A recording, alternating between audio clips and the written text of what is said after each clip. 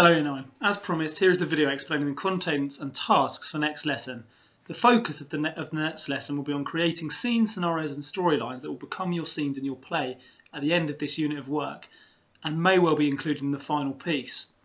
The learning objectives are to understand narrative arc and to be able to create scenes, storylines and scenarios in a workshop format. Firstly, narrative arc.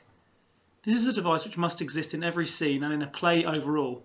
What it means is that we start in a particular place, and as we move over this arc, our story is taken to a place that is different to where it started, i.e. it will never be the same. It looks a little bit like this. The story begins here, then changes, something happens as it changes and goes over this arc, and we end up in a place which is different from where we started. A scenario is a situation that takes place between characters of your choosing. For those of you creating the workshops for your peers, the aim of that workshop is to create scenarios and scenes, including narrative arc, that might be used in our school play. You should do this using the workshop format you have been given and any exercises you think would be appropriate. To give you some idea, here are some examples. You might brainstorm situations you want to see your characters in. For example, a royal baby being delivered with a series of interesting interruptions from older Edgensians. Or William Lord in a tense scene with people with opposing religious views to his. You might spontaneously improvise scenes between your different characters. Remember the two rules, to trust your instincts and to always say yes. You might then use your skills from the previous scheme of work to polish these into clear scenes.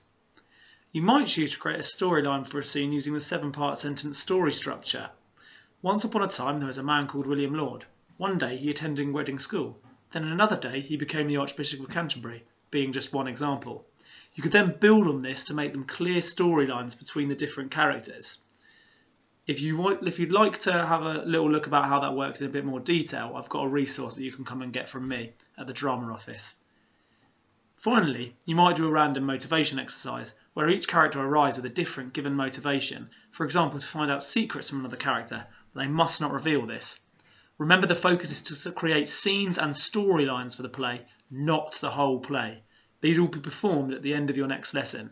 If you would like a resource sheet explaining the activities I've mentioned here, please come and see me.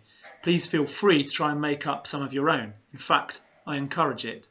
Don't forget to follow the structure on your sheet given to you at the end of the last lesson if you are struggling. I look forward to seeing what you come up with.